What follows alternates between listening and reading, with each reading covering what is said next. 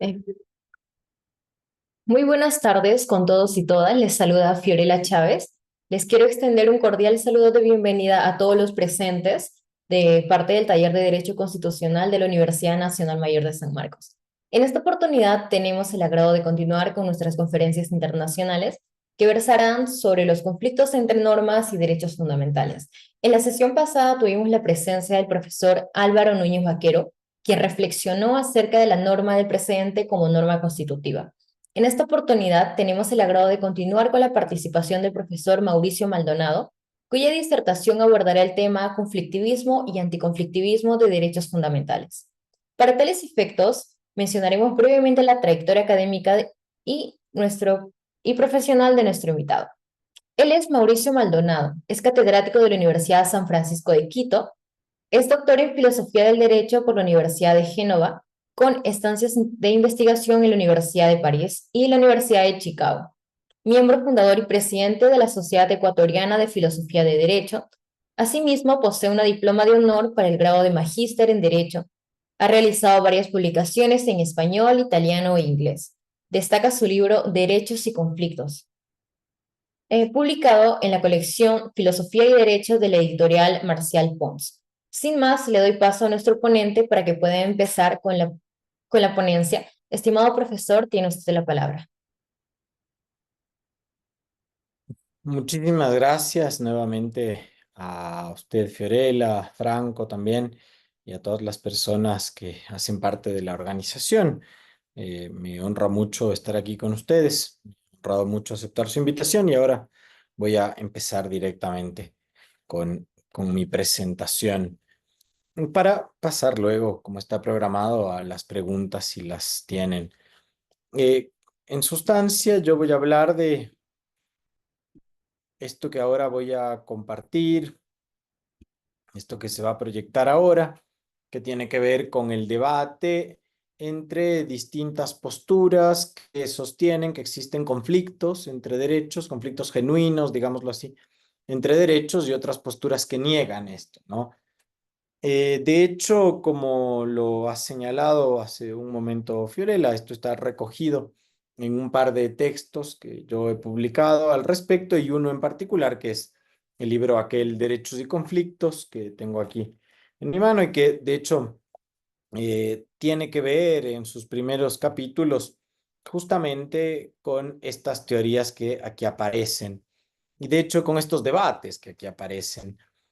Y esto es importante porque con frecuencia se presenta el problema de los conflictos entre derechos o la ausencia de conflictos entre derechos, dependiendo de la postura, como si esto correspondiese a una contraposición unidimensional o a un problema que de alguna manera supone la heterogeneidad de las posiciones que defienden, sea la presencia, sea la ausencia de conflictos entre derechos fundamentales.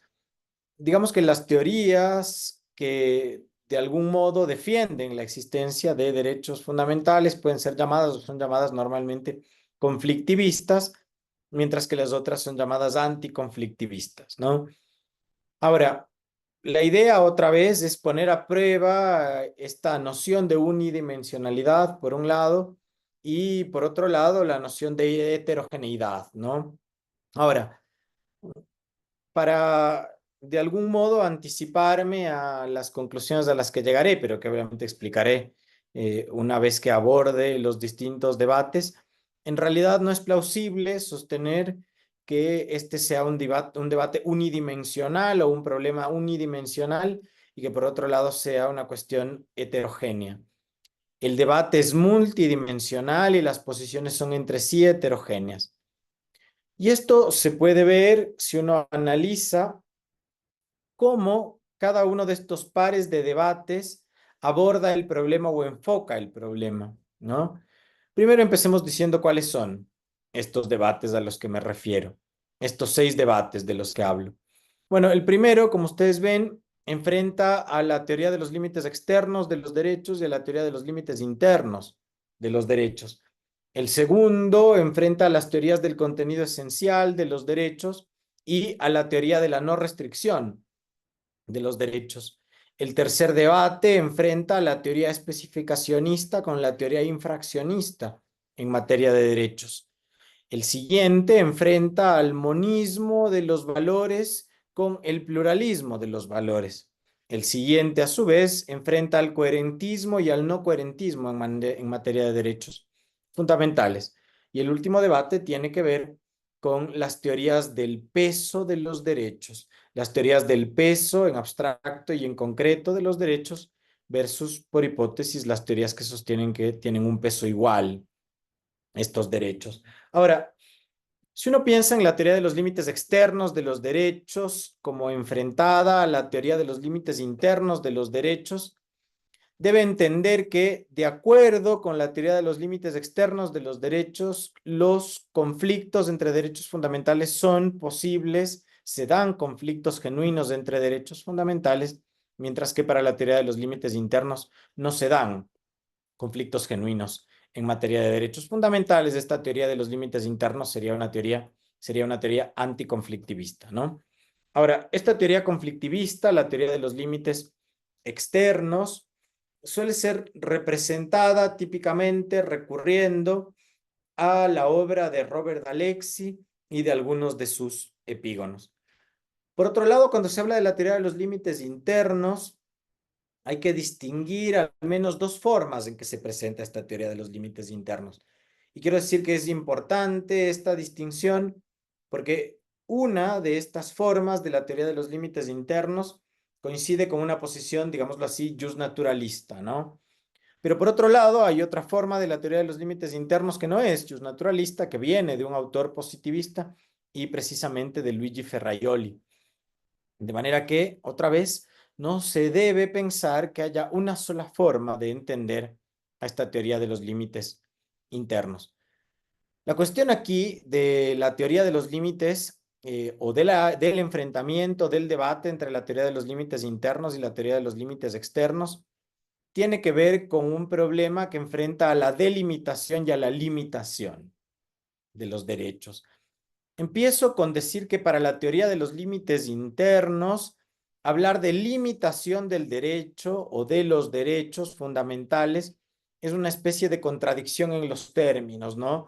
Para ellos, desde que se habla de tener un derecho a algo, esto es como decir que estos derechos de algún modo están ya delimitados y que no pueden ser a su vez limitados.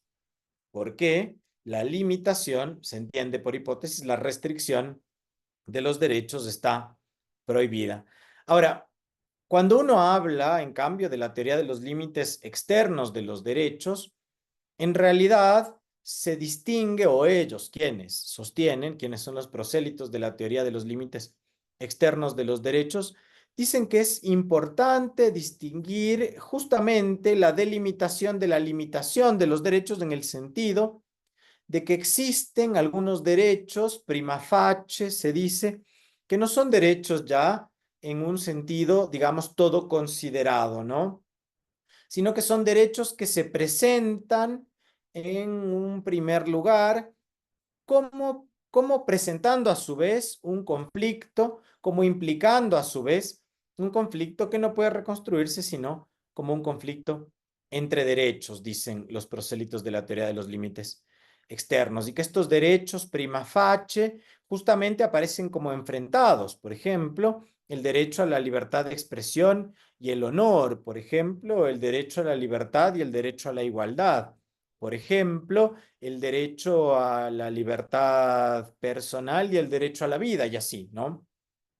La idea es que esta serie de derechos, y alguien diría derechos y bienes públicos, serían o podrían ser tendencialmente incompatibles, que serían o podrían ser conflictivos, y que esto se ve si uno distingue la delimitación de la limitación, si uno distingue, en este caso, también a estos otros objetos de los que he hablado, principalmente la idea de un derecho prima facie versus un derecho todo considerado. Y entonces habría un conflicto entre estos derechos prima facie y no necesariamente un conflicto entre los derechos todo considerado, ¿no? Ahora, aquí la cuestión, de hecho, es interesante porque esta teoría nos reconduce a un viejo debate o este enfrentamiento entre la teoría de los límites internos y la teoría de los límites externos nos reconduce a un viejo debate que sin embargo no se refería a los derechos sino a los deberes. Y esto tiene que ver con la noción kantiana de conflicto de deberes, por un lado, versus la noción rossiana de conflicto de deberes. Ahora, para Kant, no hay conflictos genuinos entre deberes. Decía Kant, obligaciones non colliduntur, que es como decir, no hay conflicto entre obligaciones, no hay conflicto entre deberes. Podría existir la apariencia de un conflicto entre deberes, pero esa sería una apariencia de la que no nos tenemos o por la que no nos tenemos que dejar llevar, supuestamente, según este enfoque kantiano, escarbando correctamente, analizando correctamente la situación, supuestamente se podría llegar a una conclusión de acuerdo con la cual hay un deber que sería un deber genuino y entonces otro deber, supongamos, no genuino que se le enfrenta, de manera que no habría, en último término, un conflicto entre deberes genuinos, ¿no? Mientras que la respuesta de David Ross en algún momento, frente a esta posición kantiana de la inexistencia de los conflictos entre deberes, es que de hecho existe o puede existir un conflicto entre estos deberes si uno distingue a los deberes prima facie de los deberes que en cambio serían estos deberes all things considered, es decir, deberes todo considerado, ¿no? Ahora, de alguna manera, bajo la hipótesis de la correlatividad, digamos, lo que hace o lo que se hace con este debate es presentar al problema de los conflictos entre deberes viéndolos desde su otra cara, ¿no? Como los conflictos entre derechos, pensando por un lado o sosteniendo por un lado que no podrían darse estos conflictos entre derechos, por otro sosteniendo que en cambio podrían darse, que son posibles los conflictos entre derechos. Y otra vez, la idea de la correlatividad es que a cada derecho corresponde un deber, ¿no? Y entonces, esto sería como trasladar el debate de los conflictos entre deberes al debate de los conflictos entre derechos. Ahora, otra vez, cuando uno habla de la teoría de los límites internos, podría, por una parte, pensar en esta aproximación justnaturalista, como les decía, para estos justnaturalistas que sostienen la teoría de los límites internos de los derechos, la cuestión tiene que ver con el hecho de que cada derecho tiene un contenido que le es propio, que le es, para facilitar la explicación, digamos, natural, y que dentro de ese contenido está todo el derecho y que ese derecho convive armoniosamente con otros tantos derechos, que son proyecciones de esta naturaleza humana y así. En realidad habría que hacer algunas precisiones allí, pero no me parece que ahora mismo para explicar el debate en términos generales sea demasiado importante hacerlo. Por otro lado, les decía, hay quien, quizás de un modo más sofisticado y más complejo, como lo hace Ferraioli, sostiene que no se dan conflictos genuinos entre derechos fundamentales, pero que esto no tiene que ver, obviamente, con un enfoque justnaturalista. Ferraioli es positivista, sino que de alguna manera esto es la proyección de la estructura de los estados constitucionales y democráticos modernos, que de hecho, cuando uno analiza la estructura de estos estados, se puede dar cuenta de que tales conflictos o bien no existen o bien son absolutamente marginales. De modo que, de hecho, según Ferraioli, quienes en cambio plantean el conflicto como una regla, digámoslo así, de estos sistemas están errando en el blanco, están exagerando, se están equivocando, ¿no? Ahora bien, en el ámbito este de la teoría de los límites internos de los derechos, se plantea una crítica a la teoría de los límites externos, aunque esta teoría de los límites externos, según algunos, captura bien algunas de nuestras intuiciones sobre lo que llamamos conflictos entre derechos, pero de cualquier manera, estos teóricos de los límites internos dicen que en realidad, abrazar la teoría de los límites externos de los derechos significa aceptar una especie de paradoja, y es precisamente la que ellos llaman la paradoja de los límites limitados por el limitado. Parece un juego de palabras, pero la idea tiene que ver con que se genera una paradoja, quizás no en sentido técnico, pero bueno, una paradoja en sentido amplio, digámoslo así, cuando se acepta que los derechos son límites al poder, porque efectivamente los derechos nacieron como límites al poder, que sin embargo serían limitados por el mismo poder.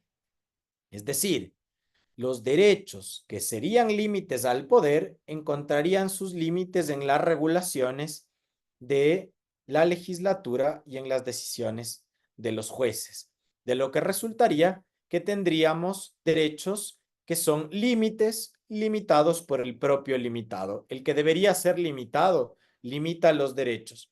De manera que, dicen los teóricos de los límites internos, habría que buscar una explicación distinta, diferente. Claro que obviamente también se puede pensar en una respuesta y se ha dado de parte de los teóricos de los límites externos, ¿no? Respecto de las asunciones de los teóricos de los límites internos, porque al menos en una de estas aproximaciones parecería que está implicada la idea de la única respuesta correcta o la tesis de la única respuesta correcta. Y si es verdad que una posición así formada o que a una posición así formulada subyace la tesis de la única respuesta correcta, de alguna manera se traslada el foco de la crítica para decir que no solamente se puede, por ejemplo, apuntar los dardos contra la noción justnaturalista, quienes no son justnaturalistas, o contra la noción positivista, quienes no son positivistas y precisamente positivistas ferrayolianos, sino que se puede poner en entredicho la idea, el ideal de que pueda existir una única respuesta correcta para todos los casos jurídicos, más aún cuando se habla de casos en los que frecuentemente hay desacuerdos fuertes, como aquellos que tienen que ver con los derechos fundamentales, ¿no? La idea es que si pudiésemos estar de acuerdo en una única respuesta correcta para todos los casos, tampoco podríamos, por ejemplo, estar seguros de que en realidad hemos acertado a esa respuesta del todo correcta, del todo objetiva, del todo razonable. No tendríamos forma de verificar que tal cosa ha sido así, dada. Además, incluso esa asunción no disuelve, no puede disolver el desacuerdo que persiste frecuentemente entre juristas respecto del contenido de algunos derechos, entre jueces, juristas, de hecho, entre distintos operadores y además, de hecho, también entre diferentes ciudadanos. De cualquier manera, como ven, el enfoque de la teoría o del debate entre la teoría de los límites internos y la teoría de los límites externos tiene que ver con problemas de delimitación y, por hipótesis, limitación de los derechos, e incluye algunas cuestiones relevantes respecto de nuestra noción de derechos fundamentales. Por otro lado, están las teorías del contenido esencial, ¿no? Como ustedes saben, se distingue con alguna frecuencia el llamado contenido esencial absoluto del llamado contenido esencial relativo de los derechos fundamentales. Y por otro lado, se distingue un enfoque que suele ser llamado de la no restricción de derechos. La cuestión es la siguiente. Para algunos, todos los derechos, cada derecho individualmente considerado, quiero decir, tiene un núcleo duro para quienes defienden la teoría del contenido absoluto de los derechos, del contenido esencial absoluto de los derechos fundamentales. Cada derecho tiene un núcleo duro indisponible. Respecto de ese derecho, no se puede hacer nada más que tutelarlo, que respetarlo. Es lo que hace que ese derecho sea lo que es. Otra vez es la esencia de este derecho. La idea es que si existen conflictos, estos pueden darse solamente en la periferia de ese derecho, no en el núcleo duro. Si uno afecta a ese núcleo duro, definitivamente está violentando los derechos. Esta es un poco la idea, así a grandes trazos, de la noción del contenido esencial absoluto de los derechos.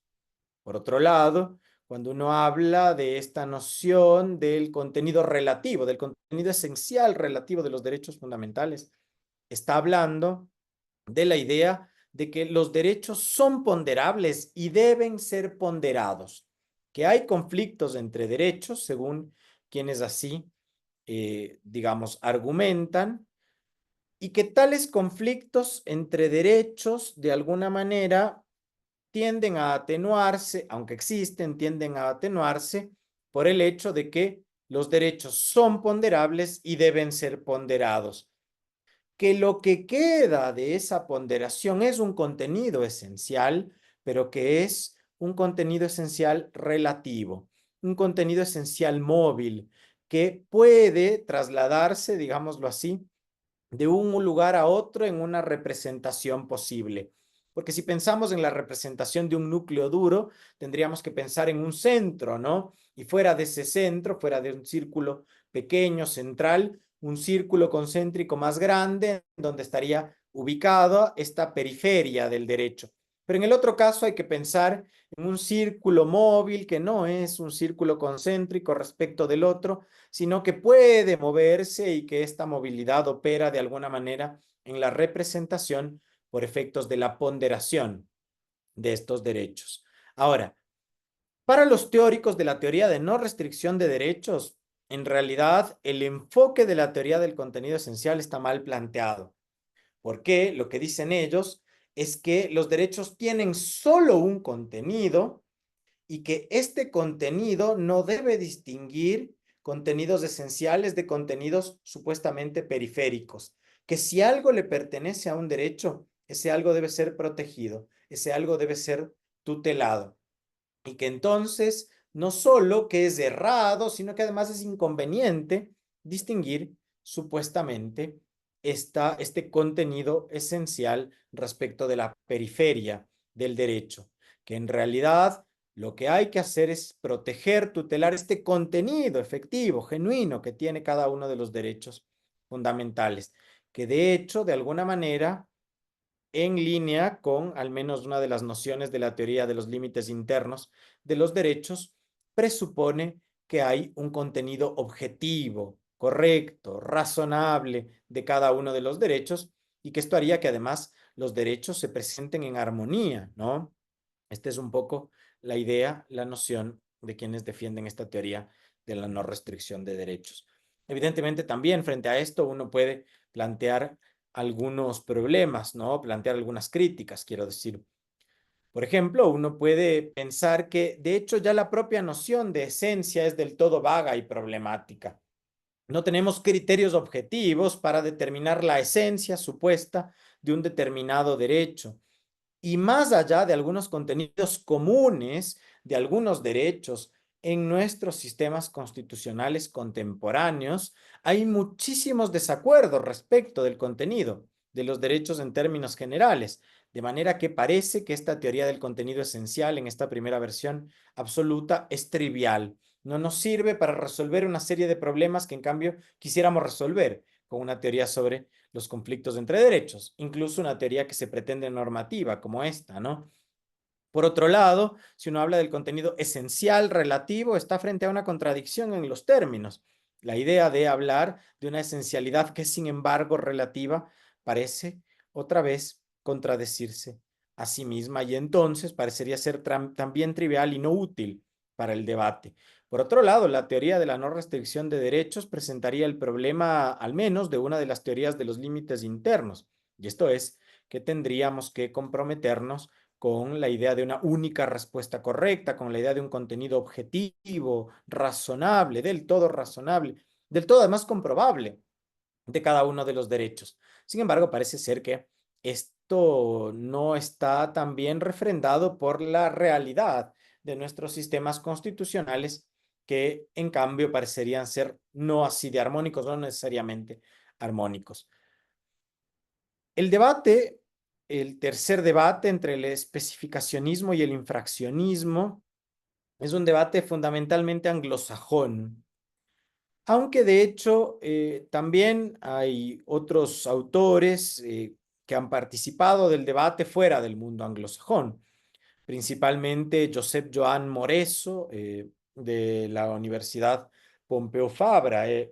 Josep Joan Moreso ha defendido de alguna manera una noción especificacionista de los conflictos entre derechos, pero bueno, más allá de los nombres, digamos, lo interesante es ver que este debate, que otra vez normalmente se da en el mundo anglosajón, eh, tiene un enfoque algo distinto respecto de los anteriores. ¿Por qué? De hecho, para los especificacionistas no existen conflictos entre derechos. Estos especificacionistas son anticonflictivistas porque para ellos un conflicto se da solo porque no hemos dado con el contenido suficientemente especificado de un derecho. Me explico mejor. La idea es que todos los derechos deben ser especificados y que dentro del contenido específico de cada uno de los derechos, estos son absolutos e indisponibles, de manera que estos derechos no se presentan como manteniendo conflictos entre sí.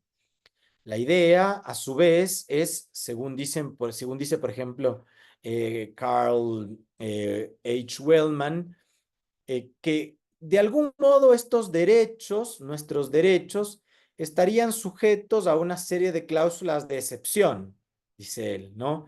Y que estas cláusulas de excepción nos servirían para concretizar estos derechos hasta llegar a especificaciones no conflictivas. Él dice, por ejemplo, cuando decimos que tenemos un derecho a la vida, no podemos pensar en un derecho absoluto sin especificaciones o sin excepciones, sino que de hecho son las excepciones que se hacen las que nos llevan a un contenido absoluto. Él dice, tenemos derecho a la vida absolutamente siempre que, por ejemplo, no estemos amenazando la vida de otro. Y esta sería una cláusula de excepción que permitiría ir especificando el derecho. Y así con los demás derechos.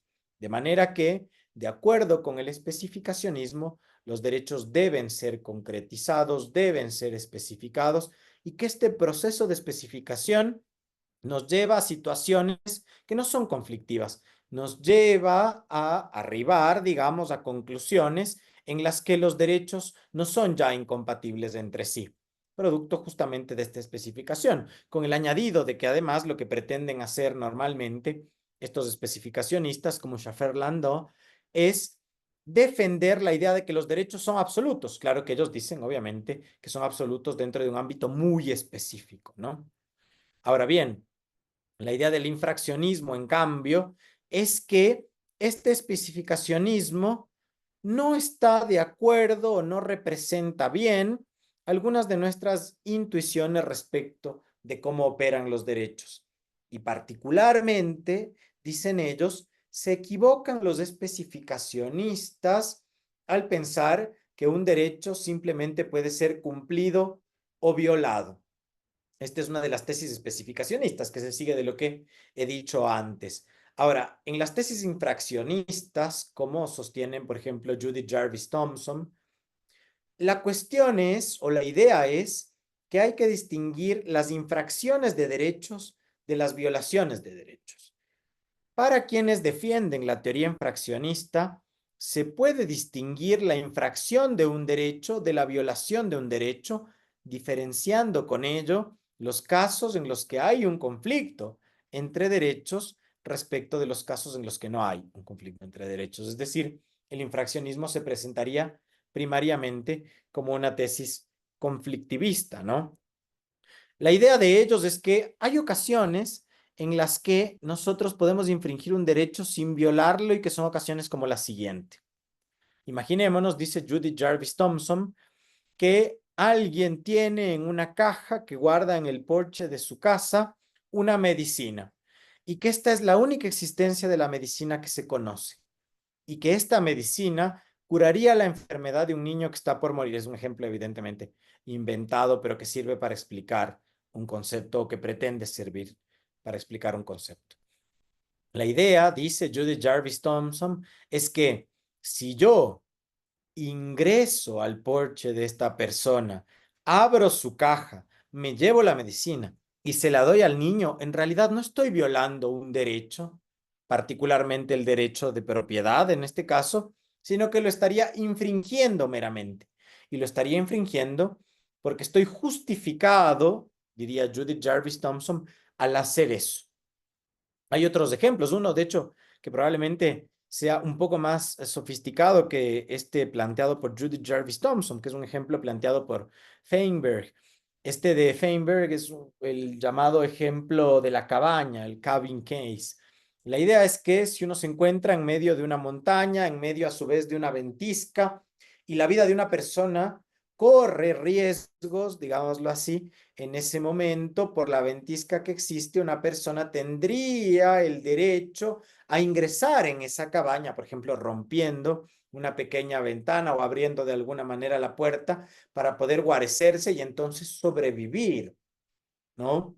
De manera que también este sería un ejemplo de infracción de derechos, pero no ya un ejemplo de violación de derechos, porque la violación se daría, por ejemplo, si yo no estuviese justificado para entrar en la cabaña, si yo estuviese simplemente ascendiendo por esta montaña y encontrase allí la cabaña y dijese, bueno, voy a quedarme aquí un rato sin ninguna justificación, supuestamente, sin ninguna necesidad de hacerlo. Obviamente hay aquí algunas cosas que se pueden decir. La primera, y para mí la más importante, es que, según creo yo, en realidad estas no son tanto como así se plantean dos posiciones distintas, sino dos aspectos distintos de una misma posición.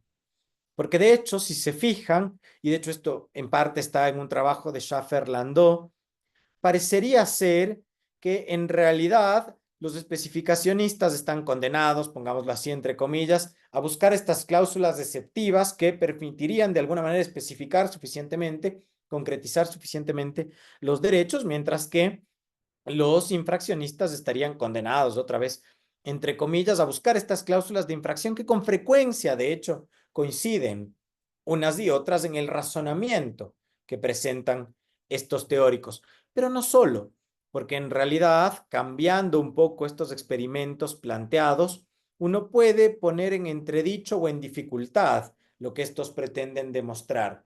Piensen en el ejemplo de Thomson. La idea de que hay una única medicina que está en una caja en el porche trasero de una persona que es usada para salvar la vida de un niño. Ahora bien, imaginémonos que la medicina que guarda ese señor allí en esa caja, él la quiere usar para su hijo que padece una enfermedad similar a la del niño del ejemplo. Si una persona entra y toma la medicina de la caja, en este caso, ¿será solamente un infractor de derechos utilizando, en este caso, el lenguaje de los infraccionistas o estará violando, en cambio, un derecho? Bueno, parecería ser, si uno, como digo, complica un poco el ejemplo planteado por Thompson, que en realidad no tenemos herramientas siempre objetivas para distinguir las infracciones de las violaciones de derechos, de manera que parecería ser a su vez que podemos poner alguna sombra de duda respecto de la forma en que reconstruyen algunos de los problemas los infraccionistas. Por otro lado, otra vez, también los especificacionistas tienen el problema de que deben, en este caso, justificar una serie de cláusulas exceptivas que parecería ser que, otra vez, coinciden, grosso modo, con los problemas a los que se enfrentan los infraccionistas. De cualquier manera, fíjense que también hay aquí un problema que probablemente se presenta siempre que uno piense en el problema a su vez de la especificación como refiriéndose a un sistema jurídico. Y esto porque los sistemas jurídicos tienen sistemas de especificación que están relacionados con la institución de competencias y con la institución de procedimientos. Por ejemplo, se plantea un problema sustancial respecto, imaginémonos, a la eutanasia, al aborto, al matrimonio igualitario. Frente a estos problemas sustantivos, el derecho nos ofrece mecanismos de especificación que son formales. Nos dice o nos pregunta de vuelta, pongámoslo así, ¿quién es competente? ¿Qué juez del sistema es competente para resolver este problema? ¿Y bajo qué procedimientos? De manera que no podemos asegurar que este sistema de especificación jurídico, este sistema de especificación que se reconduce a la nomodinámica del derecho, arroje también derechos especificados del modo en que pretenderían los especificacionistas, es decir, derechos que no generen otros conflictos, ¿no? De manera que otra vez la cuestión parece ser más complicada. Cuando hablamos del monismo y el pluralismo de los valores, hablamos también de un debate en el que los monistas son anticonflictivistas y los pluralistas son conflictivistas, ¿no? Ahora, la idea es que, de acuerdo con los monistas, hay un valor mayor, ¿no? Sometido al cual los conflictos se desvanecen, ¿no? Los conflictos se disuelven. Ahora, así reconstruida, si se fijan, la cuestión arroja un problema teórico importante. Y esto es que si el monismo se plantea como una teoría de acuerdo con la cual, sometiendo a un valor mayor, una serie de conflictos, una serie de problemas de incompatibilidad. Estos se resuelven o disuelven. En realidad el monismo se presenta no tanto como una teoría acerca de la ausencia de conflictos, sino como una teoría que propone una forma específica de solucionarlos, una forma unívoca de solucionarlos, pero que no plantea a su vez la inexistencia de los conflictos, o no necesariamente. Que uno someta a un conflicto a un valor mayor y este en ese sentido resulte resuelto o disuelto, no quiere decir que no haya existido el conflicto de ninguna manera. Evidentemente, también aquí habría que hablar, pero el tiempo, el tiempo avanza, habría que hablar, por ejemplo, de distintas formas de afrontar el problema o de presentar el monismo, ¿no? Y de distintos monismos también, digamos, ¿no? Porque hay, por ejemplo, un monismo que se puede reconducir a una noción jovesiana, ¿no? Lo hace Mauro Barberes, diciendo que hay una ética jovesiana de acuerdo con la cual hay un solo valor mayor que es el valor de la vida. Uno podría pensar en Kant como siendo un monista, a pesar de que algunos dirían que en realidad no lo es. Y si Kant es un monista, supongamos, su monismo tiene que ver con el valor de la libertad y así, ¿no? No podría pensar, de hecho, que también, por ejemplo, en Dworkin, como siendo un monista, sobre todo si uno piensa en su texto, este que se llama Justicia para Justice for Hedgehogs, ¿no? Que es justicia para erizos. Ahora, si pensamos en cambio en el pluralismo de los valores, lo que dicen con frecuencia los pluralistas es que nuestras sociedades contemporáneas son sociedades naturalmente conflictivas porque en realidad, debido al hecho del pluralismo, como lo llama John Rawls, las personas aceptan distintos valores, tienen distintos deseos, tienen distintas aspiraciones, distintos planes de vida, lo que lleva que de distintas maneras eso nos conduzca al conflicto y entonces que el conflicto es insalvable y que esto se refleja en el conflicto entre derechos. Claro que aquí también hay que hacer un apunte. Esto es que la idea de que existan conflictos, por ejemplo, morales, conflictos prácticos, es aceptable y parece reconducirse a una buena explicación sobre las sociedades contemporáneas y que, sin embargo, esto no necesariamente quiere decir que existan conflictos entre derechos, sobre todo si pensamos en los sistemas jurídicos, porque para los sistemas jurídicos los conflictos son problemas intrasistemáticos de incompatibilidad normativa.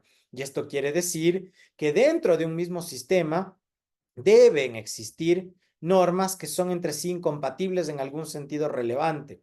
De manera que si, por ejemplo, hay un sistema en el que el matrimonio igualitario es un derecho, o el aborto es un derecho, o la eutanasia es un derecho, en ese sistema en realidad no hay un conflicto entre derechos. Si, por ejemplo, otra vez me repito, el aborto efectivamente es un derecho, no hay un conflicto entre derechos allí, entre la libertad de la mujer y la vida, porque de hecho para ese sistema hay uno que es un derecho jurídico, tanto que de hecho una persona podría oponerlo a otros y decir, yo tengo derecho a abortar en estas condiciones, en este sistema. De manera que el hecho de que existan algunos conflictos morales, prácticos, etcétera, no necesariamente se reconduce a la determinación y la identificación de una serie de conflictos entre derechos, si hablamos otra vez de problemas exclusivamente jurídicos, ¿no? Con el añadido de que además hay una serie de cuestiones también que tienen que ver con problemas, digamos que son de detalle, ¿no? Expliquémoslo de este modo, son de detalle, porque fíjense, por ejemplo, que incluso pensando en un derecho que parece que está consolidado en nuestros sistemas, como el derecho a no ser torturado, hay una serie de discusiones que son morales, pero que pretenden tener influencia en los sistemas jurídicos respecto de si estaría moralmente autorizado o si estaría autorizado. Empecemos por aquí. Estaría autorizado un agente a torturar a una persona si, por ejemplo, esta persona, un terrorista, por hipótesis, no quisiese revelar dónde ha dejado una bomba en un lugar en el que hay una multitud, ¿no?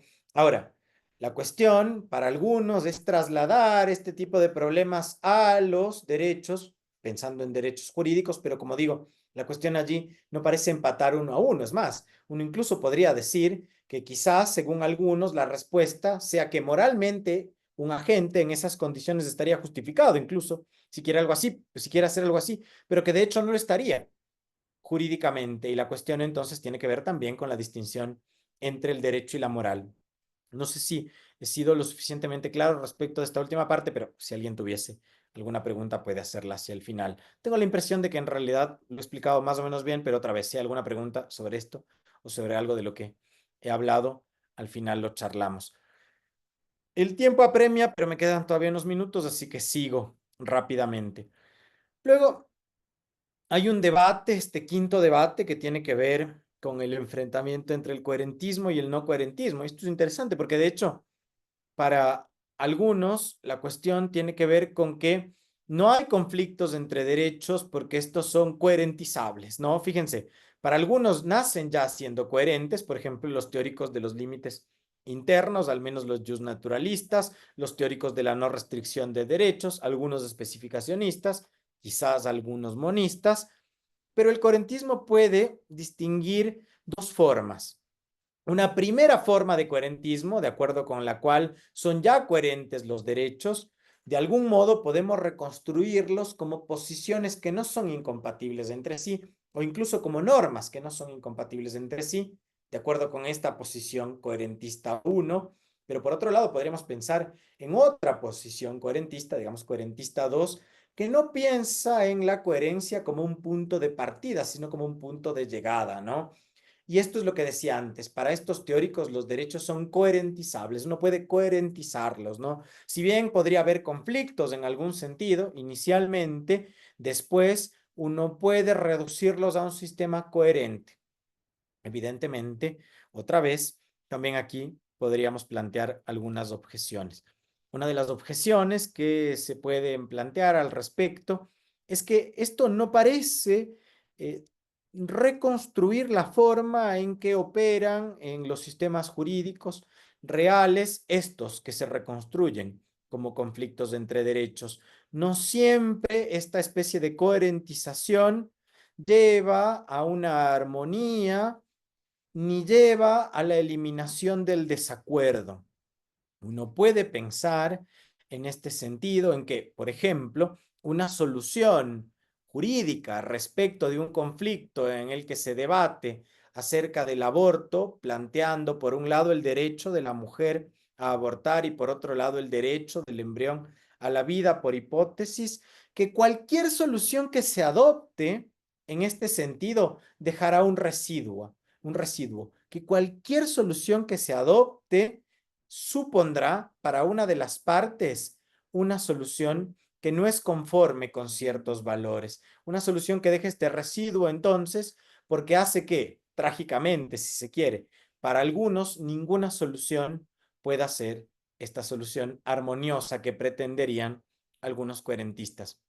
Por lo demás, de hecho, todas las conductas conviven, de hecho, insisto, unas con otras, pero esto no se reconduce a una pretendida armonía. La coherencia última a la que aspiran algunos teóricos no parece ser aquella que podemos atisbar en los sistemas jurídicos reales respecto de una serie de problemas en las que esta pretendida armonía no elimina, no puede eliminar el desacuerdo ni puede eliminar este residuo que con frecuencia queda, permanece después incluso de la solución de algunos de estos problemas.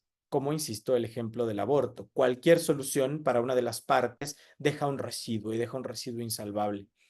El no coherentismo, por otro lado, sostenido por ejemplo por Celano, por Bruno Celano, dice que la falta de coherencia entre los derechos fundamentales es una cuestión insalvable porque los derechos se presentan siempre en conglomerados, en racimos, dice él, y que estos conglomerados de derechos normalmente se reconducen a una serie de intereses, posiciones distintas que inevitablemente reconducen a su vez al conflicto.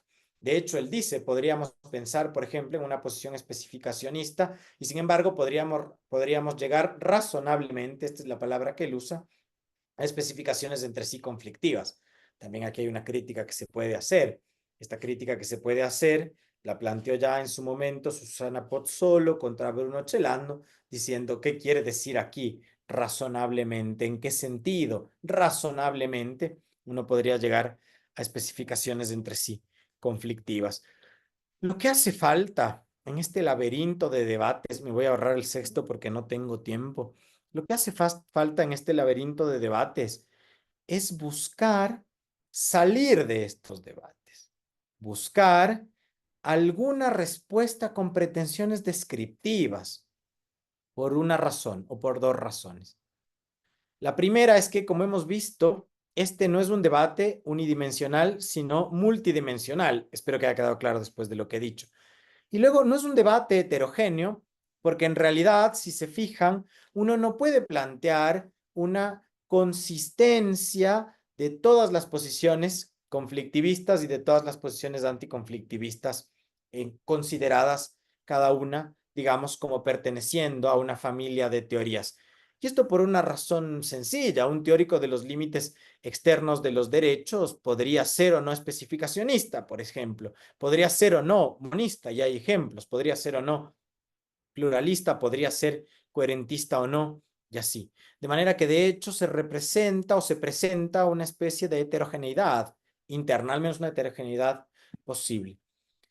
De modo que otra vez lo que hay que tratar de hacer para evitar algunos problemas que surgen cuando uno enfrenta a estos debates, a estas 6 parejas de debates, es tratar de afrontar la cuestión desde un punto de vista descriptivo, tratar de dar una respuesta con pretensiones descriptivas. Y a esos efectos uno puede distinguir, como hacía Bobbio, los derechos reivindicados de los derechos reconocidos, de los derechos garantizados. Con esto, uno puede pensar, decía yo, en una respuesta con pretensiones descriptivas que distinga estos 3 niveles de derechos.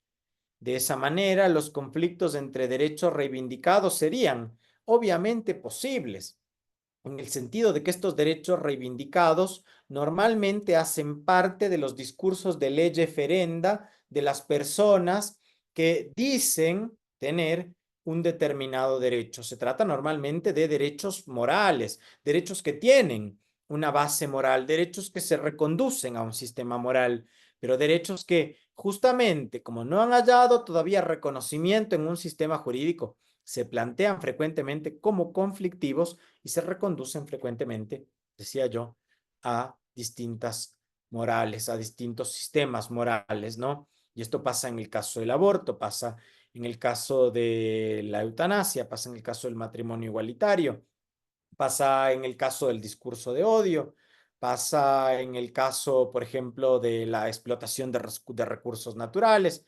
etcétera, etcétera. Pasa en una serie de casos en los que distintas personas reivindican una serie de derechos. Estos derechos normalmente se reconducen a un sistema moral, hacen parte de una práctica de reivindicación de lege ferenda, de discursos de lege ferenda. De lege ferenda quiere decir sobre la legislación futura, ¿no?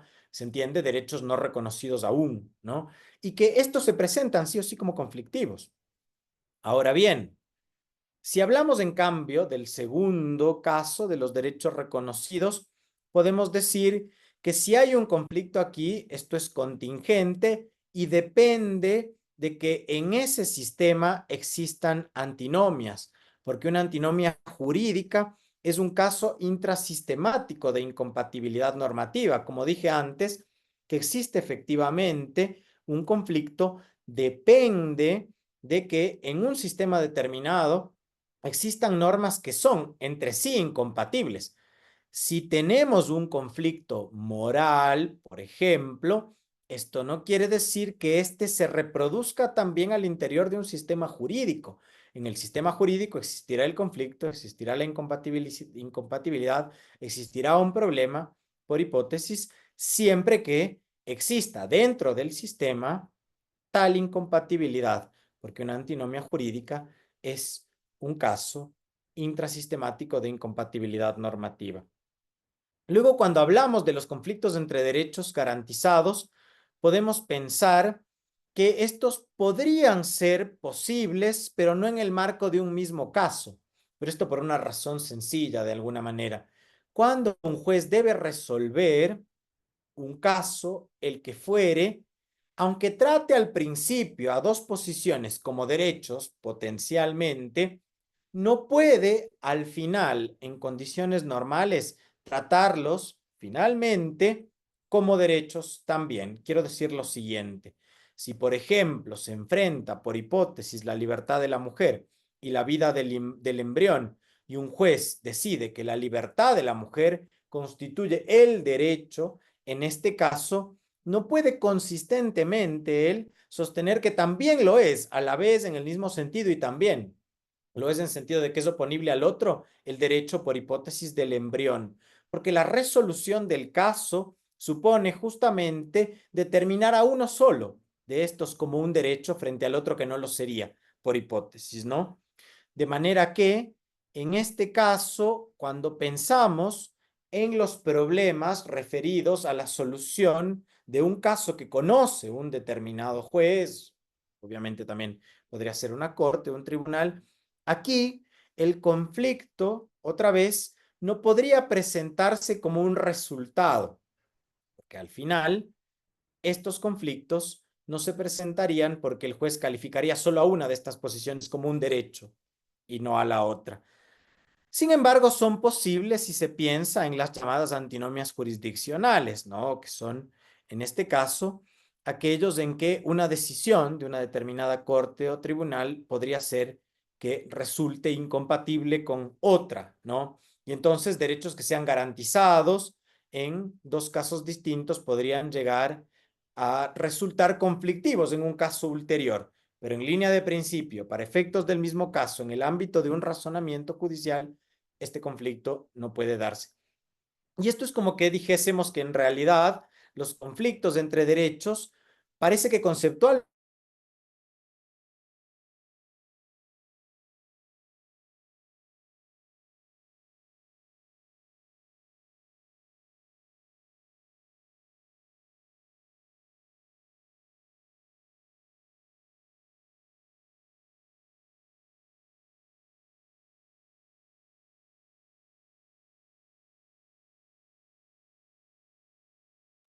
Buenas tardes con todos los presentes. Parece que el profesor está teniendo unos problemas con su red, así que vamos a esperar unos minutos, por favor.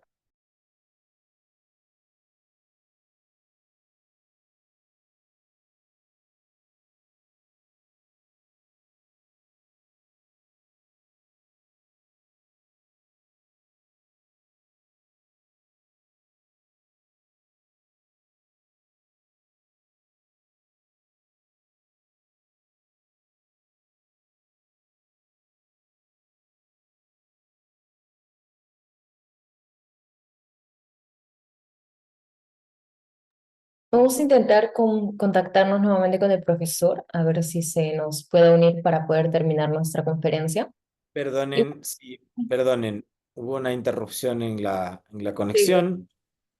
Sí, creo que dejaron de escucharme cuando quería llegar a una conclusión que es la siguiente. Y que entonces uno puede pensar que normalmente en un razonamiento los derechos pueden presentarse como conflictivos cuando hacen parte de las premisas de un razonamiento, pero no por razones conceptuales cuando hacen parte de la conclusión de este razonamiento. Lo que quiere decir otra vez que si uno reconduce esto a los problemas de reivindicación, reconocimiento y garantía de los derechos, puede pensar en el conflicto como presentándose recurrentemente en el ámbito de los derechos reivindicados, seguramente con menos recurrencia en el ámbito de los derechos reconocidos, pero esto es contingente, depende de las antinomias existentes en un sistema determinado y que, por otro lado, se puede pensar en la inexistencia última de un conflicto entre derechos en el ámbito de los derechos tutelados por el mismo hecho de que al final la tutela de un derecho requiere de un razonamiento que trata al derecho como razón, como una razón definitiva, como una razón final. Es cierto que algunas de estas cosas aparecen en fragmentos en algunas de las posiciones en los debates que he identificado, pero todos estos debates, de una manera u otra, están viciados por el conflicto, digámoslo así, ideológico o dogmático que resulta de la forma en que son presentados estos debates. De manera que esta respuesta con pretensiones descriptivas lo que hace es, primero, enfrentar el problema de los 6 debates para tratar de salir de estos 6 debates, diciendo otra vez que una respuesta, quizás en algún sentido sencilla, al problema con pretensiones descriptivas, si bien pueda y deba tomar algunas nociones presentadas por estas posiciones, debe, sin sombra de duda, abandonar otras. Con el último añadido, y aquí voy a parar porque no tengo más tiempo, de que esto de aquí requeriría también avanzar unos pasos más allá. Una vez, digamos que una buena parte del problema ha sido resuelta o disuelta, del problema del debate, ¿no? O de los debates, es necesario avanzar con la reconstrucción de otros problemas que a mis ojos suponen la distinción de algunos enfoques.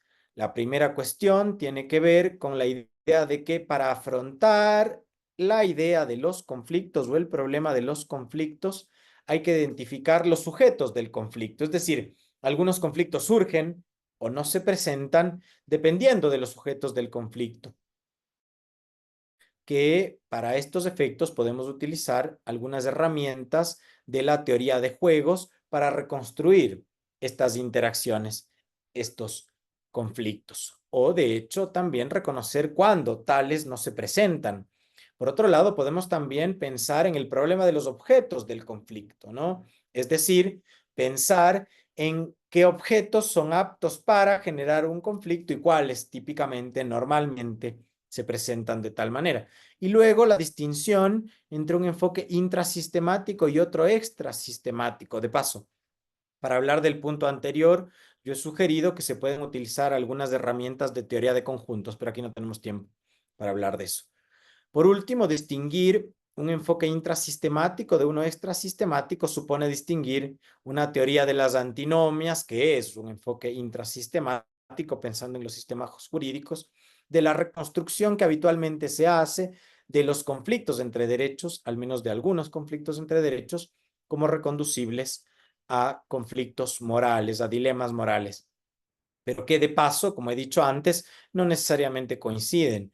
Muchos de los conflictos que se nos presentan en la literatura como conflictos jurídicos son conflictos morales, son conflictos entre derechos reivindicados que no necesariamente captan el contenido efectivo de algunos sistemas jurídicos. Por ejemplo, en el Ecuador, a partir de 2 sentencias de la Corte Constitucional, el derecho al matrimonio igualitario es un derecho, tal cual, a pleno título, el derecho al aborto en casos de violación lo es un derecho a pleno título, es un derecho a pleno título a propósito también de una sentencia de la Corte Constitucional, el derecho a la eutanasia, y así podría abundar en ejemplos. Cuando tenemos que en un sistema se ha fijado a una posición jurídica subjetiva o a una serie de posiciones jurídicas subjetivas como derechos y no tenemos dentro de ese sistema otras que estén en conflicto con esta posición, simplemente intrasistemáticamente no hay un conflicto, aunque por supuesto esto no quiera decir que el conflicto moral, digámoslo así,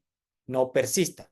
Puede persistir, normalmente persiste a la solución del problema jurídico y además sería muy malo para la moral y quizás para el derecho pensar que el derecho puede resolver y disolver también los conflictos entre derechos morales reivindicados, porque no debe ser, por hipótesis, una labor del derecho.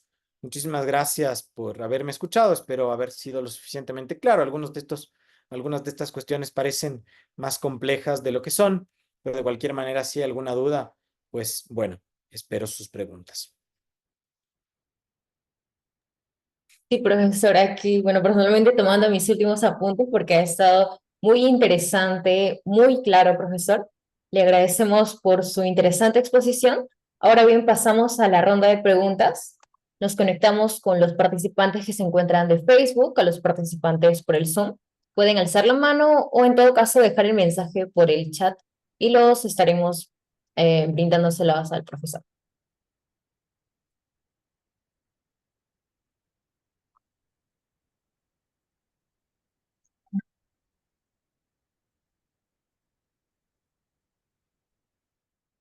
Ah, ah, aquí.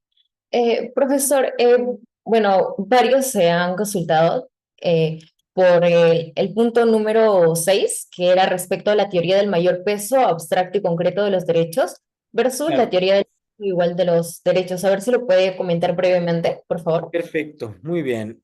A ver, lo que pasa es que hay algunas posiciones, por ejemplo, la de Egmedián, que es un constitucionalista argentino, que normalmente es visto como un autor conflictivista.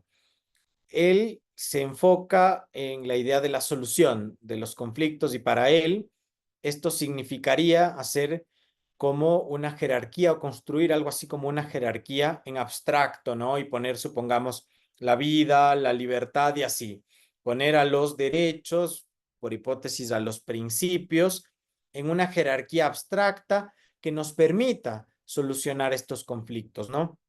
Ahora bien, algo que se puede decir frente a esta posición de Median es que incluso si fuese posible y practicable construir una jerarquía así planteada, esto no nos aseguraría que nosotros podamos resolver estos conflictos así reconstruidos recurriendo siempre al valor mayor por una cuestión. Supongamos que decimos que la vida es más importante, está por encima de, supongamos, la libertad, porque la vida es precondición de la libertad y de hecho de cualquier otro derecho, ¿no? En la práctica. Ahora bien, si decimos algo así, podría pasar, como sucede, como ha sucedido, por ejemplo, en el caso Albarracín y Nieves, justo de Argentina, que una persona que es testigo de Jehová se rehúse a recibir una transfusión sanguínea porque ello de alguna manera está basado en su libertad religiosa, ¿no? Y entonces hipotéticamente tendríamos allí un conflicto entre la vida y la libertad religiosa. Ahora, este tipo de conflictos en nuestros sistemas son resueltos, como fue resuelto Albarracín y Nieves, dando prioridad a la libertad religiosa sobre la vida, como diciendo de hecho que un Estado democrático, liberal, igualitario, no debería imponer ideales de vida a una persona, incluso si esos ideales de vida para nosotros no son compartidos, no son, por hipótesis, ideales que harían parte de nuestros propios planes de vida. Pero para esa persona, de algún modo, obligarle a recibir una transfusión sanguínea, supuestamente, porque supuestamente la vida estaría por encima, supongamos, de la libertad, sería como obligarle a vivir por encima de sus creencias para satisfacer nuestras creencias sobre cómo debe ser la vida. Y algo similar se puede decir, aunque hay que cambiar un poco de enfoque, sobre el debate, por ejemplo, de la eutanasia, ¿no? Allí tiene que ver la cuestión también con cuánto dolor una persona puede soportar. Pero sin cambiar de caso en realidad, porque no quiero hacerlo, lo que quiero decir es que incluso si pudiésemos hacer una jerarquía, estructurar una jerarquía así fija, no podríamos asegurar que este valor mayor va a ser el que nos va a servir siempre y en todos los casos para resolver estos conflictos. Construir así una jerarquía parece de hecho impracticable, además de que evidentemente podríamos tener desacuerdos acerca de cómo construir esta jerarquía, qué valores son más importantes, ¿no? Una noción igualitarista pensaría que es más importante la igualdad que la libertad, una noción liberal pensaría que es más importante la libertad que la igualdad, y así, ¿no? De manera que esta parece ser una teoría que no es satisfactoria. Luego hay una que parece ser más interesante, que tiene que ver con el peso relativo, con la jerarquía relativa, axiológica, móvil, dicen algunos, de los derechos en los casos concretos. Y para esto se puede hablar, por ejemplo, de Alexi, pero sobre todo, respecto de lo que me gustaría decir a mí, de Guastini. Para Guastini, cuando estos problemas se reconstruyen como conflictos entre principios, lo que hacemos es construir una jerarquía móvil, ad casum, una jerarquía axiológica, dice él. Y ad casum porque sirve para el caso, porque en ese caso pesamos, esta es la metáfora, a los diferentes principios para saber con cuál vamos a resolver el caso puntualmente. Por ejemplo, la libertad de expresión y el honor y podríamos decidir por hipótesis en un caso que es la libertad de expresión la que nos va a servir para resolverlo, pero podría ser que en otro caso, en cambio, decidamos que es el honor al que le vamos a dar prioridad, ¿no? Y como saben, de hecho, en la tradición interamericana hay una jurisprudencia más o menos consolidada por la cual frente a ciertos casos, por ejemplo, de ciudadanos, frente a políticos, se prefiere la libertad de expresión, mientras que en otros se prefiere el honor. Ahora, la cuestión, como es reconstruida por Guastini, no reconduce a estas jerarquías axiológicas, a este peso relativo ad casum. Y si entonces en un caso podemos decidir por un principio, esto no nos determina a futuro. Podría ser que a futuro decidamos por el otro principio y así, en general, con los diferentes casos. Luego, en realidad se podría hacer algunas críticas frente a esto, pero por ahora sería tomarse mucho tiempo. Y luego están las otras tesis que dicen que todos los derechos tienen el mismo peso y la misma jerarquía, ¿no? Pero en realidad esto significa reconducir la cuestión a una serie de debates algo más complejos. Primero, uno que seguramente en realidad no es tan complejo y que es algo obvio, y es que el peso es solo una metáfora y que si la metáfora del peso nos puede hacer pensar en un peso igual, por hipótesis, al inicio, esto no necesariamente significará que al final pesarán lo mismo y de alguna manera la fenomenología de la ponderación, es decir, el estudio de los casos concretos en los que se sopesan los derechos, nos da cuenta de que de hecho a veces pensamos que hay una especie de empate entre los derechos, lo que no necesariamente nos lleva a conclusiones finales en las que no decidamos por uno en lugar de otro, y es lo que hacen normalmente las cortes cuando resuelven este tipo de casos. En realidad he dejado fuera algunas cosas, pero evidentemente el tiempo también es limitado, así que por ahora voy a dar paso a la siguiente pregunta. Muchas gracias, profesor. Sí, tenemos una mano levantada. Franco, adelante. Sí, gracias por el pase. Bueno, agradecerle al profesor también por, bueno, una disertación bastante clara, ¿no? Y sobre los puntos más importantes de cada aspecto. Yo tenía una pregunta respecto a esta controversia entre el especificismo y el infraccionismo. Em, o sea, mi primera pregunta es ¿por qué este debate tiene mayor impacto en el derecho anglosajón, a diferencia de en el ámbito del sur global, por ejemplo, ¿no? Por qué ahí hay mayor relevancia? Y segundo, entiendo que, a ver, estas cláusulas de excepción, al menos de lo que he podido ver, sí hay ante estos derechos o libertades económicas, ¿no? Dicen, ¿no? Cada persona tiene derecho a empresa, a la propiedad, pero sin afectar el orden público, ¿no? Cosas así, ¿no? Sin afectar el orden público, sin afectar algunas costumbres, ¿no? Entonces, al menos en los aspectos de derechos económicos veo que sí existe ya de forma, en la Constitución, de forma limitada, ¿no? Y no sé si esta suerte del especificismo también, esta limitación se encuentra en otros derechos como los derechos de libertad o incluso los derechos sociales, ¿no? No sé si ahí, o sea, no me parece tan descabellado, pero quizás no sé si lo oportuno sea especificarlo en la Constitución o en en el documento constitucional o quizás jurisprudencialmente, ¿no? Esas serían mis dos preguntas. Gracias. Muchas gracias, Franco. La cuestión de por qué es un debate típicamente anglosajón tiene que ver con el lugar en el que ha sido desarrollado, ¿no? Y quienes han participado del debate. El debate ha tenido una relevancia particular en los Estados Unidos y fuera de los Estados Unidos en el Reino Unido, de manera que es por esto que he dicho que es un debate que tiene de alguna manera o que es más recurrente de alguna manera en el mundo anglosajón y que es típico del mundo anglosajón más precisamente. Pero evidentemente, como he dicho, esto no obsta que nosotros también podamos discutir en esos términos que son también teóricamente interesantes y como he dicho, también alguien del llamado mundo latino ha tenido una contribución importante en este ámbito y que es precisamente José Juan Moreso. De manera que sobre eso no creo que se deba decir o se pueda decir mucho más. Sobre la cuestión de la especificación y la infracción, como yo decía, para mí para mí, y esto es lo que he dicho en mi libro en su momento, estas no son tanto dos posiciones distintas cuanto dos aspectos distintos de una misma posición. Pero por otro lado, sospecho yo que en realidad dicen algo que de cualquier manera pasa en el sentido de que no podemos no especificar, no podemos no concretizar los derechos para resolver los casos en la práctica o los principios, si se quiere.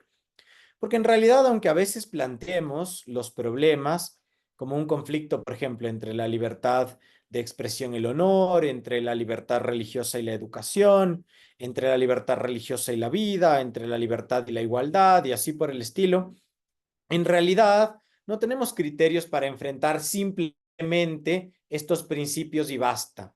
Todos estos principios operan o aparecen como conflictivos o son reconstruidos como siendo reconducibles a un conflicto, pero justamente como operan al interior de un caso con una serie de circunstancias, estos son reconducibles a concretizaciones.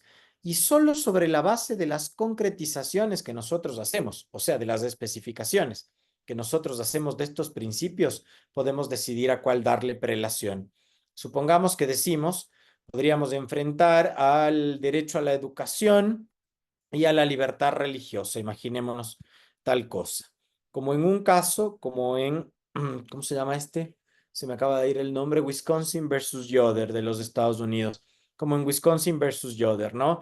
Allí el pueblo Amish se negaba a enviar a sus hijos a la escuela a partir de cierto grado, porque decían que después de cierto grado la formación que ellos tenían, que los niños tenían, podía alejarles de sus creencias religiosas comunitarias y entonces se negaban a enviar a sus hijos a la escuela, ¿no? Ahora, supongamos que podamos reconstruir esto como un problema que enfrenta a la libertad religiosa y a la educación en cuanto a principios. Ahora bien, en abstracto, libertad religiosa y educación, que sería un derecho social versus un derecho de libertad, no parecen ser necesariamente conflictivos, esto está claro. El conflicto se da porque cada uno de estos principios es usado para amparar una posición concreta, que es, se supone, el producto de una especificación de esos principios. De manera que, por ejemplo, los Amish dicen, yo tengo el derecho a no enviar a mis hijos a la escuela en virtud de mi libertad religiosa, que se reconduce a los hechos X, Y, Z, ¿no? Es decir, al hecho de que tal persona no esté obligada o no deba estar obligada a acudir a la escuela si hace parte de ese contexto específico comunitario. Y por otro lado, se supone el derecho que tienen los niños a la educación, ¿no? De hecho, en su momento la Corte Suprema de los Estados Unidos resolvió este problema dándole prelación al derecho a la libertad religiosa, ¿no? Diciendo que efectivamente los Amish habían acreditado que sus creencias eran genuinas, añosas y tal, de modo que ellos podían reivindicar su libertad religiosa para no enviar a sus hijos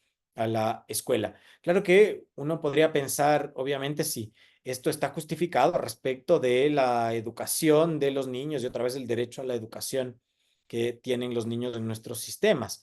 Pero el punto aquí al que quiero ir, que es un punto exquisitamente teórico, digámoslo así, es que esta conexión entre posiciones concretizadas y posiciones abstractas normalmente tiene que darse y no puede no darse cuando hablamos de los conflictos.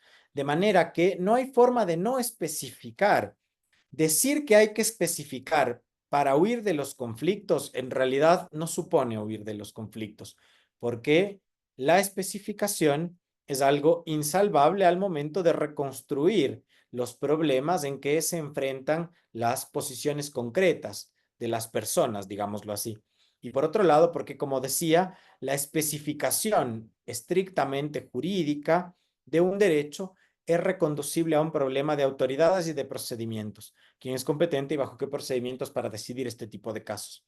De manera que, en realidad, si el problema es teórico, la especificación o las situaciones de infracción de un derecho parece que no pueden no ser parte de la forma en que específicamente, en que normalmente, digamos, resolvemos los problemas. De manera que, en consecuencia, no parece ser que así pensada la cuestión nos sirva para huir del problema, que de cualquier manera en la realidad se reproduce de las formas en las que he hablado, poniendo como ejemplos los casos que he traído a colación. No sé si la respuesta que le he dado a Franco le parece satisfactoria, si no avíseme y busco algo más para decir. Perfecto, muy bien. Alguien preguntaba en el chat que cuál sería la afectación en la práctica real del uso de una metodología conflictivista o de una teoría armonizadora, no conflictivista. Esto es interesante porque de hecho, obviamente, hay jueces anticonflictivistas y como, por ejemplo, Jorge Luis Rodríguez ha mostrado en su texto, con mucha frecuencia los jueces presentan a los derechos como si entre estos no pudiesen darse conflictos. Presentan a los derechos como haciendo parte de un sistema armonioso, per se. Ahora, en realidad, otra vez, debemos pensar, como decía John Leslie Mackie, que una cosa es lo que hacen los jueces y otra lo que creen hacer, digámoslo así. Y si bien es interesante entender o tratar de entender la diferencia entre jueces conflictivistas y anticonflictivistas, entre ideologías conflictivistas y anticonflictivistas, es importante entender que el debate fundamental es teórico y que pretende en este caso no necesariamente decirle a los jueces cómo han de resolver, sino reconstruir la práctica efectiva de los jueces y en algunos casos de los juristas respecto de estos casos que se presentan como siendo conflictivos o como tendencialmente conflictivos. Y como les decía, entonces el problema es fundamentalmente teórico.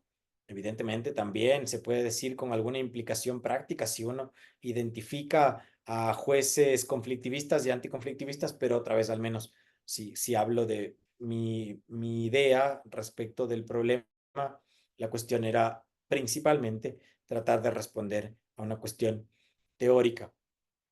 Claro que otra vez me repito que un juez diga que hace algo no necesariamente supone que lo esté haciendo. Otra vez lo dije con palabras de John Leslie Mackie, lo que hace un juez es diferente de lo que cree hacer un juez es diferente de lo que hace, ¿no? Fiorella, no sé si hay algo más.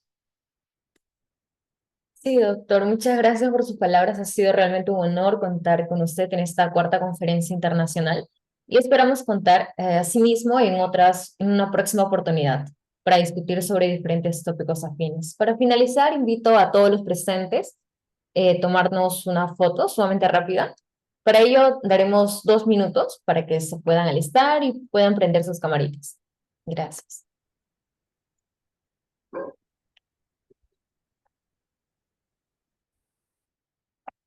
Muchas gracias, Fiorella, muchas gracias Sí, también. y a la vez recordar a todos nuestros participantes aún presentes y los que nos están viendo a través del Facebook, que aún nos quedan 2 conferencias internacionales pendientes, las cuales se van a desarrollar el día 31 de octubre y el 9 de noviembre. El 31 de octubre tendremos al doctor David Martínez Zorrilla con el tema Los conflictos constitucionales, antinomias y ponderación. Y el día 9 de noviembre tenemos a la doctora Natalie Stamil con el tema ponderación o subsunción. Algunas reflexiones sobre la polémica entre Alexi y Ferrayoli. Muy bien, temas muy interesantes.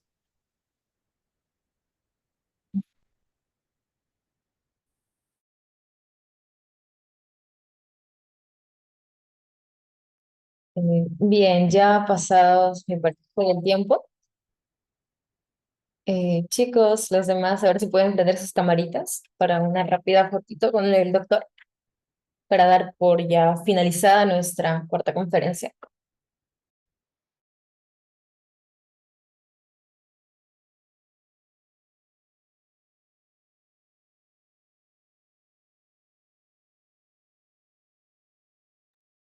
Eh, Doctor, entonces procedemos con la foto. Franco, si nos puedes ayudar, por favor. Ya, a ver, a la una, a las dos, ya las. Ya está.